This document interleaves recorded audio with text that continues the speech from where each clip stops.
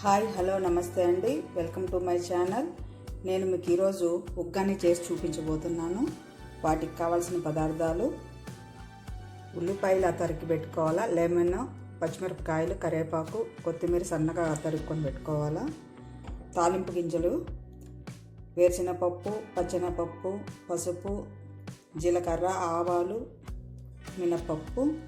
ఇవి మిక్సీకి వేసుకోవాలండి. ఇది కొబ్బరి, శనగపప్పు, పచ్చిమిరపకాయ, కొంచెం ఉప్పు వేసుకొని మిక్సీకి వేసుకోవాలి. ఈ బొరుగుల్ని మనం నీళ్ళల్లో ముంచుకొని తడుపుకోవాలి. ఇది ఎలా తడుపుకోవాలో చూపిస్తాను. సాల్ట్,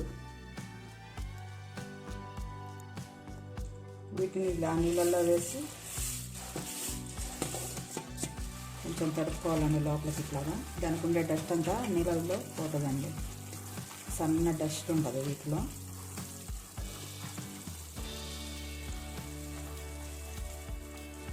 పక్కన జాలర్ బుట్టలో వేసుకోవాలి.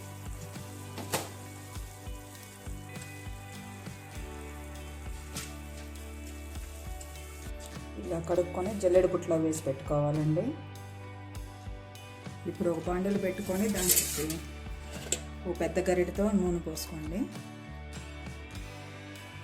కొంచెం నూనె కాగిన తర్వాత వేరుశనగపప్పు వేగించుకోవాలండి. ఫస్ట్ ఇవి కొంచెం వేగిన తర్వాత పచ్చెనగపప్పు, ఆవాలు, జీలకర్ర, మినపప్పు వేసుకొని వేగించుకోవాలండి. ఇవి కొంచెం వేగిన తర్వాత ఉల్లిపాయలు వేయించుకోవాలండి.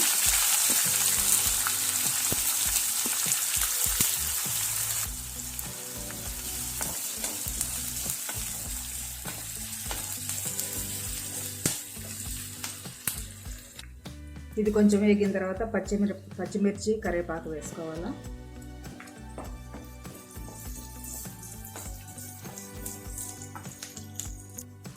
తర్వాత పసుపు వేసుకోవాలండి.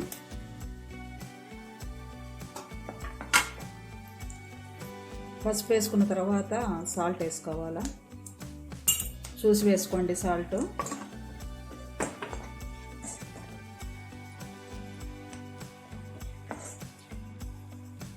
ఇప్పుడు కొత్తిమీర వేసుకోవాలా.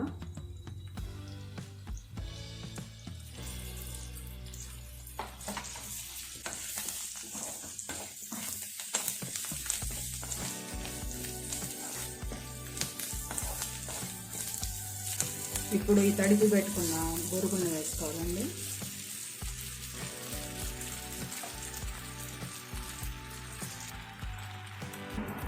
బొరుగులు వేసేటప్పుడు సన్న మంట మీద పెట్టుకొని వేయించుకోండి, లేకపోతే మాడిపోతాయి.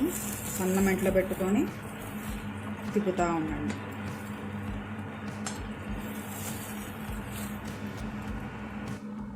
తర్వాత ఈ మిక్సీకి వేసుకున్న మిశ్రమాన్ని దీంట్లో వేసుకొని కలిపేసుకోవాలా.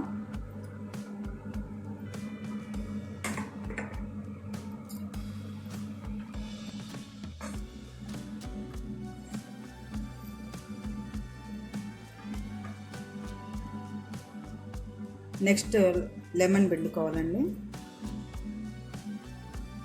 పులుపు కావాలంటే ఇంకొంచెం వేసుకోవచ్చు. నేను ఒక నిమ్మకాయ వేసుకున్నాను. ఇది కావాలంటే ఇంకొక అర చెప్పు వేసుకోవచ్చు.